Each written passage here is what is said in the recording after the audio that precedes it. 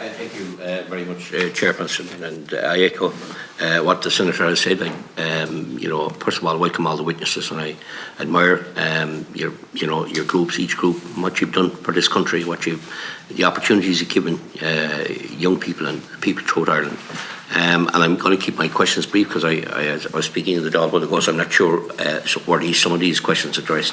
But I might ask Marguerite there, can you briefly outline to me Dressage Ireland's positions regarding your experience of financial transparency and accountability in your dealings with Horse Sport Ireland? And another question is, do you get any funding from Horse Sport Ireland? Just two questions. Thank you, Deputy Collins.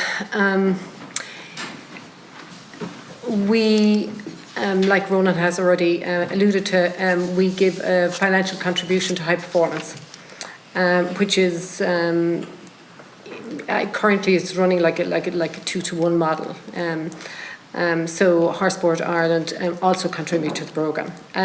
Since 2019, we've contributed 100,000, which would have released, it should have released 300,000 into high performance. We get some funding through various grant proposals, and just recently the Autumn Development Series, with funding coming through the Department of Agriculture, we'll be able to avail of some of that. So that's where we're at in relation to that. Sorry, can you just revert back to your other question? Well, did you get any funding yourself from Horse Sport Ireland? Direct? No direct funding. Any reasons? Except through funding that's going to go out to our members through competitions, like this Autumn Development Series, which will be good for our breeders and good for producers. And do you think you should? Yes, particularly in relation to high performance, it's getting more and more difficult. We've had difficulties in relation to getting budgets approved, or actually getting sight of budgets. And that has really impacted our high performance. All of the, Horse Sport Ireland works within a constitution. It has its own committees.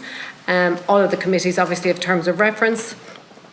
Being part of the Dressage High Performance Committee in the past, one of the main key elements of that group would be to review the spend at high performance level against approved budgets. However, and that's where the issue is, we haven't had approved budgets with a couple of years. And more often than not, we get actual spend. So like the actual spend is no good if the horse is already bolted, so we need to be kept in the loop as to where the money is going, because we have members that we're accountable to. So it's important for us that we know that, and that we have some influence over the spend, and we can also give advice in relation to that. Okay. Could I just echo on? Yeah, sorry. You can come in. Regarding Para Question Ireland, we are a charity, so we have to fundraise all our money. So clear outlines of forecasts for budgets is hugely important for us. We have at the minute only 47 members. 32 of them are riding, one driving, and 16 are international para riders. Our money that we have a contribution of 10,000 a year we have to pay to the High Performance Committee, our contribution to HSI. Just to give you just a few figures, like 2021, our membership was only £550, or €50, I should say.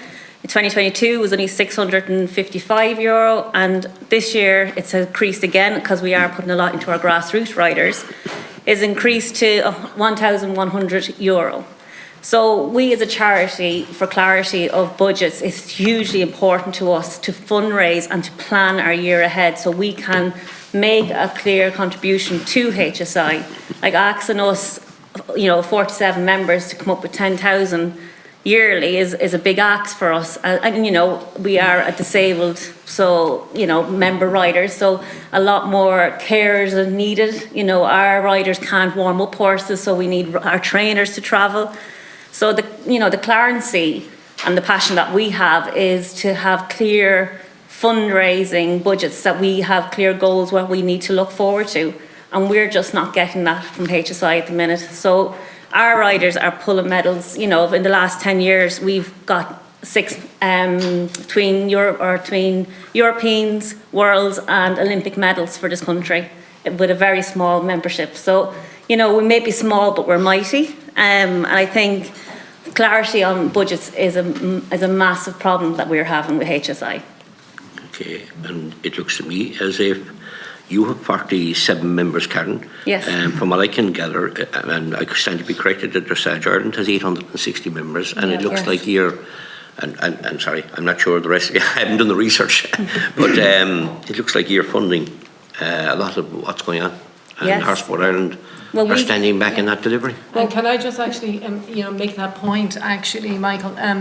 So the high performance, you know, when we do get light of the figures, and there's an extraordinary amount, like 3/4 of the budget is going towards high performance director fees. So you have only a quarter then for entry fees and for athletes. These athletes, we're on the fringes of Europe. Our athletes, some of our athletes have to go to the UK. It takes 17 hours actually to get a horse from here over there, and then to go from there onto Europe again. And your horses have to be rested and everything. There's a huge expenditure in that. And, you know, the riders are really struggling. They're struggling to keep their high performance their horses going, and we need to give them the financial support. But if we don't get sight over the budgets, we can't plan. And it's just so important. You know, I have to say that I feel that the lack of a plan and the lack of maybe not, you know, the terms of reference for your high performance group says like we're supposed to be able to review the programme against the spend, but we're not being allowed that. So as stakeholders, we're not being allowed that. So how can our plan, like in dressage, our plan didn't work this year? It hasn't worked with the last 2 or 3 years, but it's because, you know, we need more oversight and we need to be treated more respectfully as important stakeholders, because we're a voluntary organisation. You know, we're basically voluntary. We have one paid member, but we're running the sport in Ireland. Like, surely we should be entitled, really, to be able to come to the table and to be valued as stakeholders. We're not. One other question. The 4 extreme groups are here today. Have you anyone on the board of Horse Sport Ireland? No. It's an astonishing situation, to be quite honest with you. Astonishing. That's why you're on the outside, and you'll be kept on the outside until that's rectified or put right. And however we can help, surely be to God, we can help along them lines to have at least for each one of your organisations that are here today to have one board member from each on the board of Horse Sport Ireland, which should make a lot of changes, unless they don't want the changes. Thanks, Chair.